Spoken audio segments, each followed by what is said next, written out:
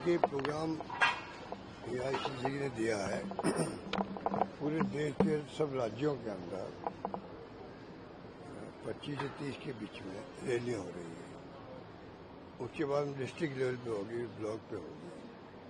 पूरे देशवासियों को बताया जाएगा कि जिस प्रकार ये फासिस्ट ताकतें जिनका लोकतंत्र में यकीन नहीं है, ये कैसे संविधान की धज्जियां उड़ा रहे हैं। वो सबको मालूम है कि क्या क्या देश में हो रहा है, चाहे चुनाव हो, इलेक्शन कमीशन हो, जुडिशरी में दबाव रहता है।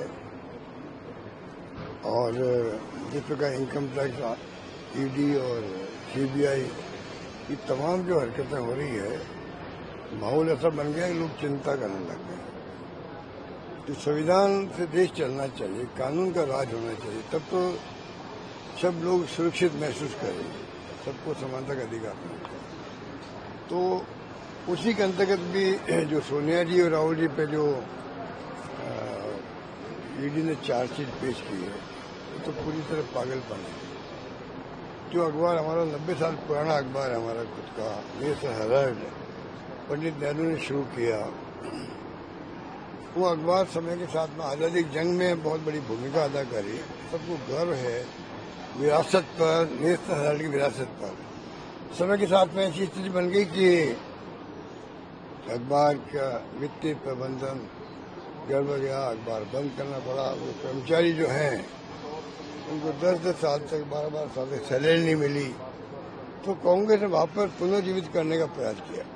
तमाम लोगों की सैलरी दी गई, VRS दिया गया, PF दिया गया और कर्मचारियों के हितों की बात की गई। 90 करोड़ रुपए 10 साल में उधार दिए AGL जो कंपनी थी हेराल्ड की। 10 साल में 90 करोड़ रुपए और 100 ट्रांजेक्शन हुए, 100 बार चेक काटे गए। इतना ट्रांसपेरेंट काम था।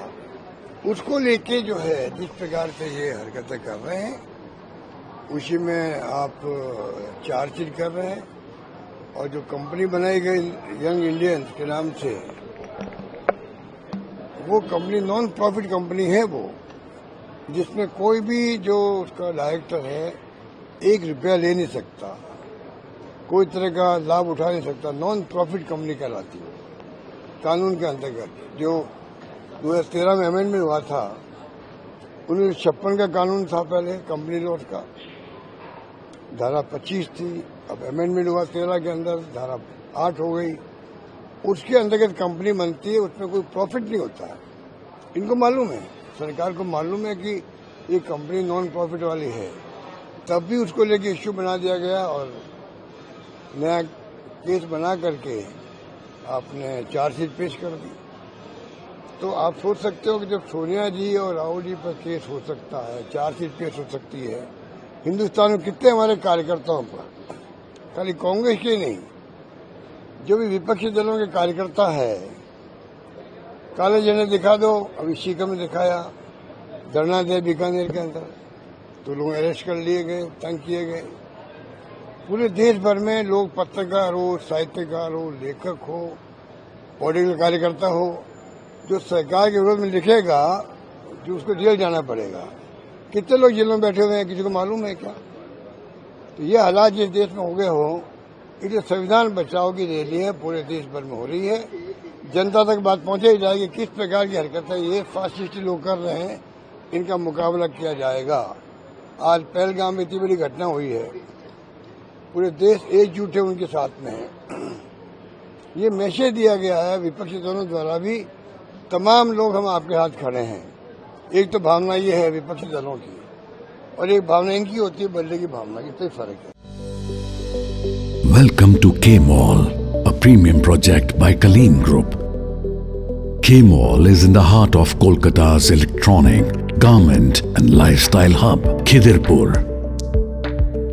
K-Mall, which is designed as a world-class mall, is the outcome of endless effort of our experts, combined with modern superb techniques and new age design. Book now